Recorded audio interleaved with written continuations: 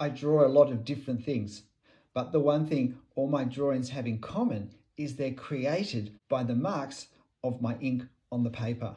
It's the lines that I use that create the drawing, that create what we see. So therefore the marks I put and how I put them on the paper is clearly very important.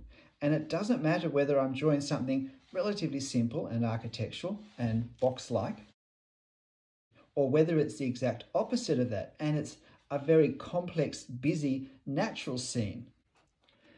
It doesn't matter whether it's a relatively simple form of relatively simple values, lights and darks, or whether it's a very different feeling we're wanting to create in what we draw. And for different drawings, we can want to create a very different feel, that they cause a very different effect in the minds of the people who see them.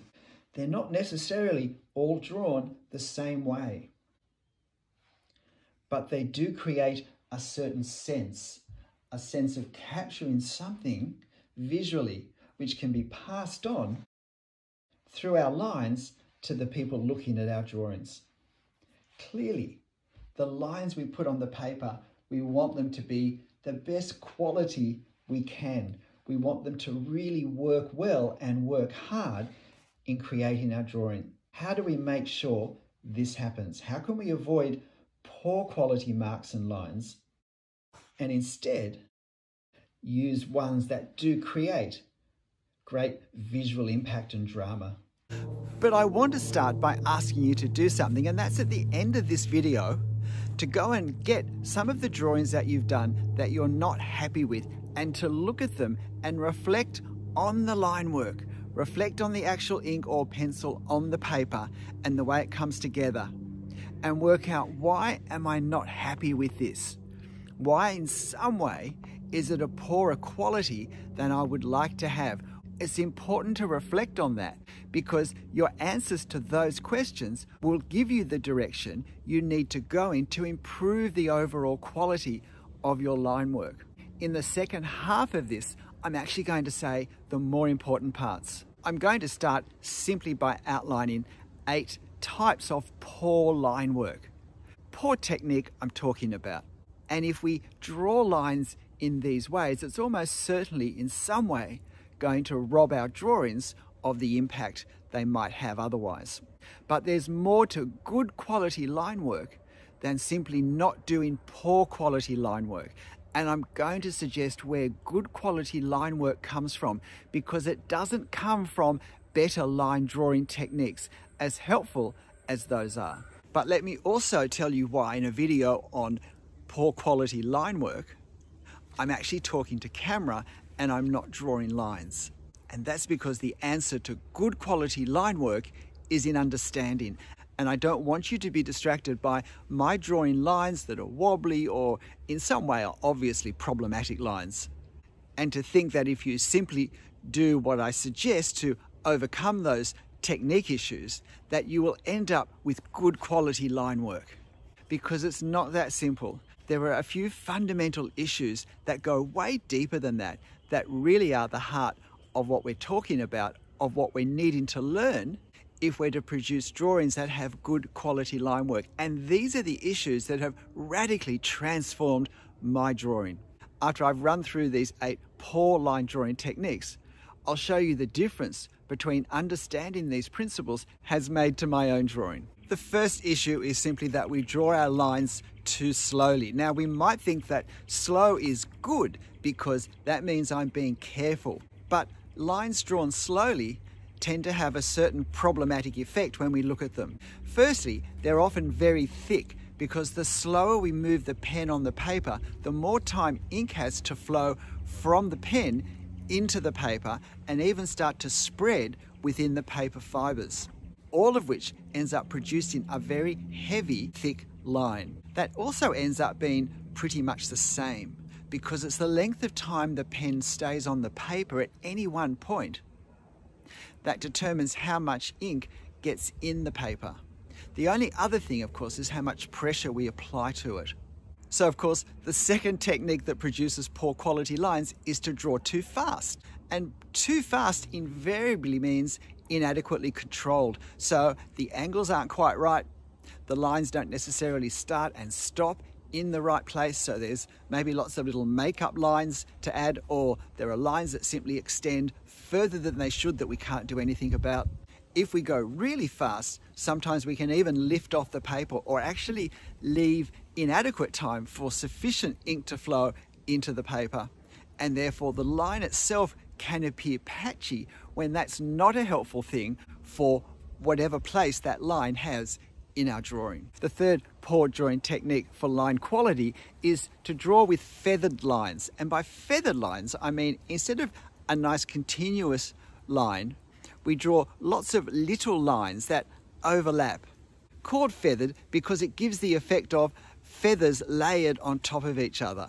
And quite frankly, unless we're drawing feathers, this is probably not a good way to draw our lines for an effective purpose in a way that's going to be helpful for the end result in our drawing. Feathered lines usually flow from a lack of confidence, being afraid to commit to a longer, more continuous line. And there are two problems with drawing feathered lines. The first one I mentioned, that it's just not going to look right. But the second one is it actually stops me from developing a better line drawing technique. Because I'm getting no practice, I'm not developing my skill and my confidence for drawing longer, more continuous lines when that's what's needed. The fourth sort of line work we want to avoid in most cases is what I call scribble line work. And by scribble line work, I simply mean this back and forth, the pen never leaves the paper. And the problem with scribble work is that it's uncontrolled. And so we simply don't get enough accuracy with where we're making our lines on the paper. Some of them don't go far enough, some of them go too far, some of them overlap with each other too much and create a sense of darkness where we don't want it, or vice versa, and we get lighter areas where we don't want them. And while for some artist styles and for some subjects, scribble line work may be very effective, most of the time it really flows from impatience and an unpreparedness to simply put the time in to draw all those lines in a more controlled way. And so the question we have to ask ourselves is, why is that? Another way of drawing lines that can create a poor quality effect is what I call the stop-start technique. It's not just stop-start, it's stop, slow down, speed up, slow down, stop, speed up, slow down. In other words, there's no consistency in the way we draw each line. And I think this often comes from lack of really knowing what we're doing, lack of having really observed our reference carefully enough to have a sense of the type of mark and the size, the length of the mark, and possibly even the effect with the mark we're trying to create. And so we start it and we become unsure of exactly how we're going to finish it. And so we slow down at times to give ourselves more time to work out, where is it meant to end? What am I doing?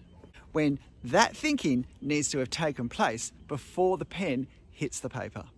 I think another very common but unrecognized cause of poor line quality is when we produce a very heavy, even outlining type line, which ends up creating the feel of a cartoon-like quality in our drawings when we don't want that, when we were after more of a sense of realism. And I think this largely flows from an inadequate understanding as to what drawing is all about. And we think it's more to do with accurately defining the forms with outlines that we see in our reference, drawing the shapes, in other words, on our paper that we see in our reference than anything else. Now, in a moment, I'll go on to explain what I think it should be and what therefore will open the door for very effective mark making for our drawings. But if we think that good drawing is copying the shapes accurately, then we're going to be very focused on carefully drawing outlines, which is going to produce a lot of very heavy outlining type lines, which, if we think back to our childhood cartoons, is what creates the cartoons, which is why it doesn't end up looking very real in most cases in our drawings. Before I explain what I think the answer to all of these issues really is, and the direction to come from to start developing the sort of line work that we dream of, that we see perhaps in other people's work. And the first one of these two is poor line control. And by that I mean our straight lines aren't straight, our curves aren't curved enough or they're too curved. We have wobbles where we don't want them, angles aren't correct. And if this is a problem for you, the answer to this technique usually is to stop drawing so much from our fingers or our wrist and to start drawing from our elbow and our shoulder. Use the most of our body that we can for every line is usually the best principle. Now, if I'm drawing the eye on a bird, then I need to draw from the fingers because I need to focus on a very small area with a lot of control. And my fingers are the fine-tuning part of my body where I can do that most precise work. But I can only do it well in a very small area. Once my marks are going to be in a larger area, I'll need to use more of my body. As I said, the principle is to use as much of my body as I can.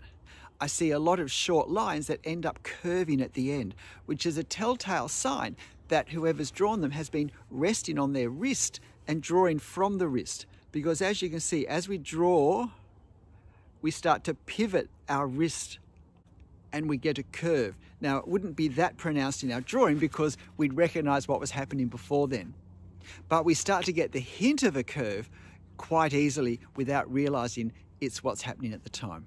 And the final poor technique before we look at the way to really push through all of this with an understanding that really comes from a totally different direction is we simply have too much sameness in our lines. Maybe they're not outlining, maybe they're straight, maybe they're accurate, maybe they join and end in the right places, but everything just looks the same. And of course in life, things don't look all the same. The edges don't all look the same. The strength, if you like, of what we see doesn't all look the same. Which means that if our lines make everything look the same, we're pulling away from a realistic effect. We're making our drawings look less than real by the way we're drawing them. Now, I think for all of these, I've given at least some direction as to how we can overcome these poor line drawing techniques. But simply not drawing poor quality lines is not in itself going to create drawings with high quality line work, with really effective marks on the paper that really create an amazing scene for us to look at, because that doesn't come from straighter lines. The real cause of poor quality line work, the deeper and I think more fundamental cause of poor quality line work that's not technique driven, lies elsewhere. It comes from a lack of understanding about the drawing process. In a nutshell, the way we draw comes from the way we think. The way we think drives everything. It drives our observation, what we look at, how we look at it, what we're looking for, what we're trying to remember, what we're deciding we'll draw first. The marks that we think will create the effect that we want in our drawing. All of this comes from our thinking before the pen hits the paper. And it's these decisions that give us the chance to create really good quality line work. It's not just the absence of poor quality line work, because we want to go beyond average drawings. We want good quality line work. And the line work we put on the paper comes from the thinking that happens before. What sort of marks do I need to make on the paper? How am I wanting them to look? How am I wanting them to combine together? What's going to create the effect of what we see? Will it be an outline or will it be a shadow coming up against an object behind? What are the devices I'm going to use to create the visual effect that I have in my head and that now I'm trying to work out the creative means of bringing it to life on the paper? You can see how I'm going way beyond drawing an accurate outline of what I see in my photo. I'm not trying to draw a copy of the photo. I've already got the photo. My drawing will never be as good a photo as the photo. Instead, I have the opportunity to improve on the photo in the way that only an artist's drawing can improve on that photo. And this is where the real creativity comes in. And it's this process that will guide me into what marks I'm going to use. And you'll notice I'm using the word marks and not lines. Because in my thinking, lines are a type of mark and they're a very useful mark to have. But when I say marks, I remind myself that there are lots of ways of putting ink on the paper that doesn't draw lines, but leaves a mark, and marks together often create an effect. Because in the end, my drawing is not lines defining a shape, but it's the overall impact of everything that I put on my paper. All the ink combined in the way that I've creatively planned what I'm going to put where for a certain visual result. And it's this planning, this in my mind working out this juggling of all sorts of possibilities and choosing the ones that I think will work best, that becomes the blueprint for my work. And to start drawing before we've actually done this work in our head is a bit like trying to assemble a very complex object or build a building or something without any plans, without any blueprints. We're likely to end up confused and in a mess because the plans tell me how to assemble things and in what order to assemble them. It's my planning in my thinking, my creative juggling of working out what I'm trying to produce from this reference and then how I'm going to put marks together on the paper to create it. That is my plan. That guides me what I need to assemble first on the paper and what then I build on top of that, in what order and in what way. This tells me what sort of marks do I need to put on the paper, light or heavy, long, short, a lot together. Perhaps it's to leave a whole lot of the paper white. But for whatever purpose, I have a purpose that guides me. And that's why I can now start to draw confidently. And when I start to draw confidently, I get rid of all those bad line drawing techniques that come from fear, that come from hesitation, that come from uncertainty about what's happening, that come from a sense of, I'm out of control, this pen is out of control on the paper, help, help. Suddenly, I'm purposeful, and every mark I make, I can make with confidence because I make it with intent. If I can sum this difference up, when I'm thinking that drawing is outlining accurately shapes I see in my reference, I end up with a lot of lines that look the same and often have a very oversimplified form. There's little variation, and because there's little variation in the weight of the lines, they can look very flat and two-dimensional. But when I'm thinking effect, I have a whole lot more possibilities of the sorts of marks I can make to create effect, because I can't really draw an effect. I think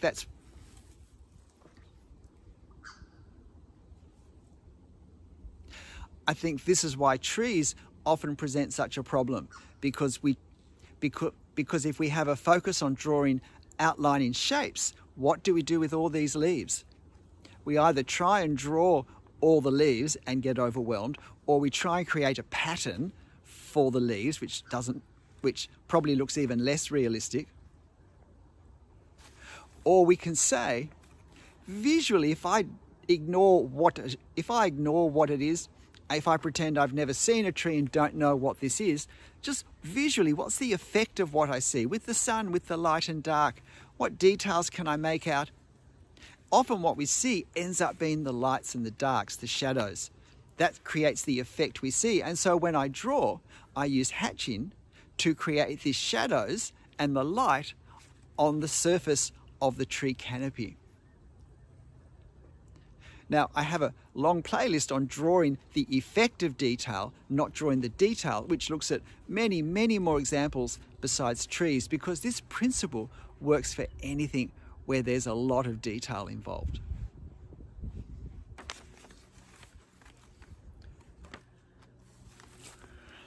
Using lines to create outline rather than marks to create effect is a bit like trying to translate a long poem using only 50 words. We're very limited to the end result we're going to be able to achieve versus being able to use 500 words where there is a lot more nuance, a lot more we can create with the options that we have with so many more words. Every different mark we can think of to use on our paper gives us the chance to translate our scene into some measure of effectiveness in some greater way than if we didn't have that mark in our, if you like, toolbox to pull out and use. The effect that our words create are a lot like the visual effect our marks create. This is an earliest drawing I did when my focus was still very much on looking at my photo and using lines to define the shapes that I saw in my photo as accurately as I can. There is still something that looks a bit artificial, a bit cartoon-like. But if I look at a more recent street scene that I've drawn, one where I very much focused on what's the effect in my reference that I want to create on my paper to bring about the scene that I want people to be able to see, I hope you can see that there's far more possibilities thinking marks and thinking effect rather than thinking lines, outline and shape. And just the difference between the marks I've used up here and these ones here for the furthest and closest. And particularly the marks I've used up here at the far end of the street, where the people I've drawn here, I've drawn with a whole lot less detail than I could see in the photo. But if I tried to accurately draw that detail, ironically, they would have looked less real than drawing them less real, but in a way to create a certain effect that tied in with where they were in the overall context. And how I drew these furthest figures, of course, is very different to how I've drawn the closest ones, because every mark I put on the paper is a tool I can manipulate to create a certain visual effect that ends up having a much stronger sense of realism than using lines to outline and to accurately capture shape. In fact, thinking marks has enabled me to draw subjects I never thought I would have been able to draw, where there are very few lines at all, in a sense. But by thinking marks, I can create all sorts of visual effects of some subtlety, which is the way what we see in a photo looks. Some parts are more obvious, some parts are more subtle. Some edges are sharp and some edges are blurry. And to create that effect in our drawing, I need to have far more than a simple line at my disposal. But I can actually create quite a significant level of complexity by thinking marks and creating effect that can still be quite readily understood when we look at our scene. We don't get lost in the sheer volume of marks on our paper, because each mark is different in a way and grouped with other marks in a way that makes it easier for us visually to find our way in our scene, to end up with effective drawings that we really, or I certainly couldn't have drawn without this way of thinking. G'day, I'm Stephen Travers. If this thinking is new, I have many more videos on a playlist of tips and advice for the self-taught artist that examines these issues in more detail, bit by bit. But can I just emphasize again how much this shift in my thinking of what I was trying to achieve when I was drawing has absolutely revolutionized the way I draw and the results I've been getting from my drawing, and have made it a far more exciting and in some ways easier thing to do. Although my drawings are becoming more and more complex, in many ways they're becoming easier and easier to do because my experience is fast tracking my ability to make choices of all the options I'm now aware are open to me when I draw. So why not give this a go? But look, whatever you draw, whatever way you draw it and however it turns out, if we make sure we have fun, well, we've won. I'll see you next time. Bye.